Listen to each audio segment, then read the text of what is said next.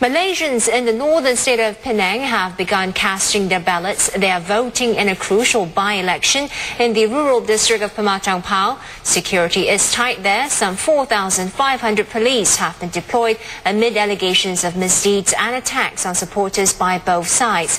Polling booths are scheduled to close at 5 p.m. local time, and results are expected to be released by 10 tonight.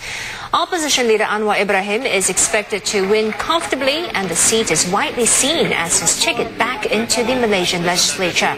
The by-election for the Pematang Pau parliamentary constituency will see a three-cornered fight, but the main battle is being waged between Mr. Anwar and Mr. Arif Shah from the ruling Barisan Nasional.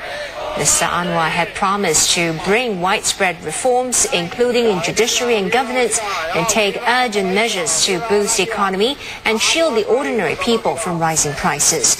And Channel News Asia's Malaysia Bureau Chief Melissa Goh tracking the ruling coalition's candidate Arif Shah Omar Shah. She tells us about his chances of beating Anwar. Arif Shah is facing an uphill task, although he's a two-term assemblyman here and he's well-liked. Pematang Pau is Anwar's home turf, and Anwar is their favorite son. And when they cast their votes today, they are not going to vote for just another member of parliament or lawmaker. They are voting, with the future prime minister in mind. So the odds inevitably stacked against Arif Shah. People here, they welcome the idea of becoming kingmakers and sending their favorite son to Putrajaya. Now, the observers, they're so pessimistic that they believe that it will be lucky if Arif Shah, can garner 8 to 10% of the votes so as not to lose his deposit in this by-election. For the latest on the ground, let's talk with Channel News Asia's S. Ramesh, who joins us on the line from Pematang Pau in Penang. Ramesh, how's the turnout been at polling stations so far? Well, Mr. Anwar Ibrahim and his family just arrived at 9:45 this morning to cast their vote, and they were greeted with chants of reformasi in the background. The crowd has swelled here to nearly 2,000 people, and the police are in full strength to make sure that security is in tip-top form. We asked Mr. Anwar how he had felt, and he says he feels good today. And obviously, the campaign has been very enriching for him. We understand that last night he really spoke to maximum crowd in the Pematang Pau area as he tried to wrap up his campaign for this by-election. Here in the polling station at Penanti, which is one of the areas in the Pematang Pau district, the voter turnout has been actually very good. If you look at the profile of the voters, a good number of them are from the older generation. There have been arrangements here to help the disabled to wheel them in on wheelchairs for them to cast their vote. A lot of officials and volunteers are present here to help the voters and to guide them to their respective polling stations. And from the look of it, everything here has been really smooth so far. There are 25 polling stations all over Pematang Pau, and the voters will be, there are 58,400 voters will be casting their ballots till 5 p.m. This evening. About 65% of the voters here in Pematang Pau are Malay, another 25% are Chinese, and about 6% of voters here are Indian.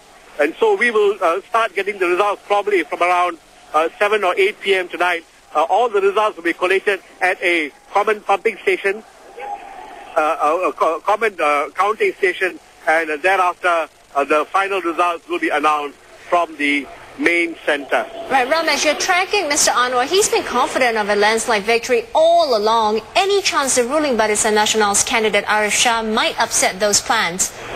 Well, as of last night, the Deputy Prime Minister, Mr. Najib Tun Razak, who has been coordinating and overseeing Barisan Nasional's campaign here in Pematang Pau, seems equally confident. He has been reported to have said that the Barisan Nasional is expected to put up an upset. So just as much Mr. Anwar is confident about his own victory, the Barisan Nasional too is confident that their candidate, Mr. Arif Shah, will be able to win. In fact, Mr. Arif Shah has indicated that he could probably win within the margin of 500 to 5,000 votes. So that's really left to be seen. As far as Mr. Anwar is concerned, the political watchers and those who have been doing some straw polls about the election here think that Mr. Anwar would probably be able to win in the margin of 12,000 votes. His wife, Wan Aziza, won the election in marched this year with a 13,000 vote margin. And today being a public holiday and the voter turnout being rather quite encouraging, it is anybody's guess which way the election results will go when counting starts.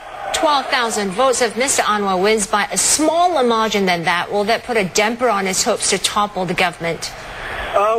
Toppling the government is another issue, because if Mr. Anwar wants to take over the government on the date which he has been touting, September 16, he will need at least 30 Barisan National parliamentarians to cross over. Well, I spoke to a senator last night from the Barisan National, and he says, well, Mr. Anwar is claiming that he's got the numbers. At the same time, the Barisan National is confident that those who he claims will cross over will actually not cross over. Barisan National has been speaking to all these people, and they feel that Mr. Anwar is basically waging a psychological warfare, and they don't think the September 16 date will materialize. As for whether a smaller vote margin will really matter, I think at the end of the day, it is the collective opposition effort and opposition intentions that really matter.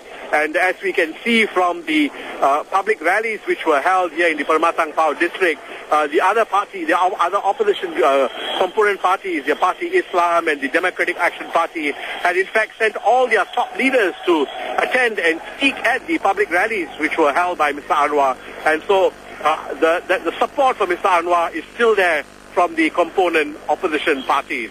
Okay, many thanks for those updates there, Channel News Asia.